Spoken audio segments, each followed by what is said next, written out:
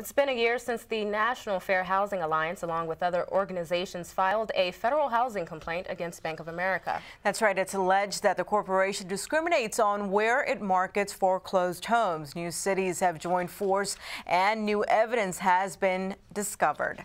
Senior Lending Project Coordinator Shanti Abedin joins us now in the studio to talk more. And it's a pleasure to have you here, Ms. Abedin. And let's go more in detail about the problem right here in Prince George's County. You and I were talking, and you have seen direct evidence of how all of this is affecting Prince George's.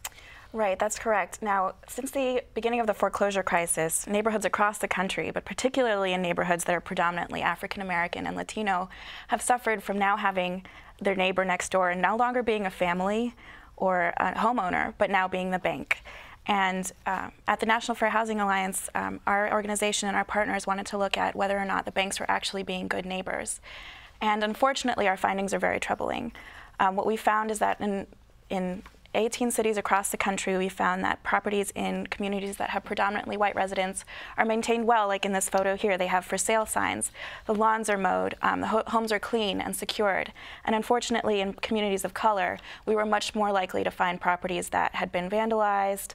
This particular property was advertised on Bank of America's website in this condition with graffiti, boarded up windows, broken windows, and they're presenting problems as neighbors of homes where neighborhoods are stable and homeowners are concerned about this issue. Now, like we mentioned, this complaint was filed a year ago. How long has this problem been going on?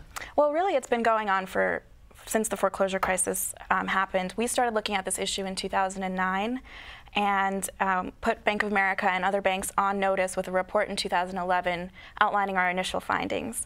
In 2012, nothing had really changed. We were still collecting this kind of evidence in communities across the country, but particularly here in PG County as well, in areas like District Heights, Capitol Heights,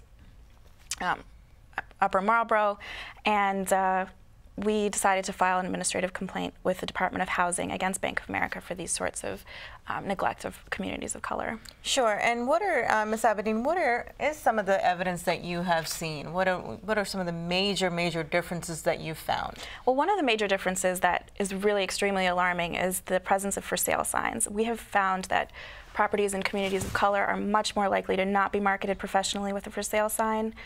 We look at other things such as, is the grass mowed, is there trash piled up, are windows secured or boarded up, are locks closed, or is this inviting people to come and be squatters in these homes, and is their behavior actively marketing the property so that we can get a homeowner back in there to stabilize the community.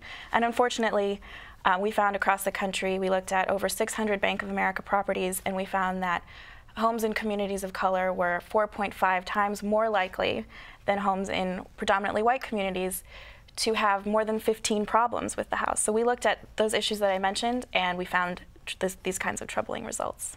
Now, we want to also talk about when you look at a problem like this, and we're specifically talking about Bank of America right now, but have you looked at the other lenders as well? Yes, we've looked at several other lenders and have filed complaints against U.S. Bank. Right now is pending. We had initiated this conversations on this issue with Wells Fargo through a complaint last year, and that's been resolved in a favorable manner that's working to stabilize these communities. Now, recently more cities have joined forces for this effort, and there's also been some new evidence, more specifically in the D.C. metro area. Tell us about that.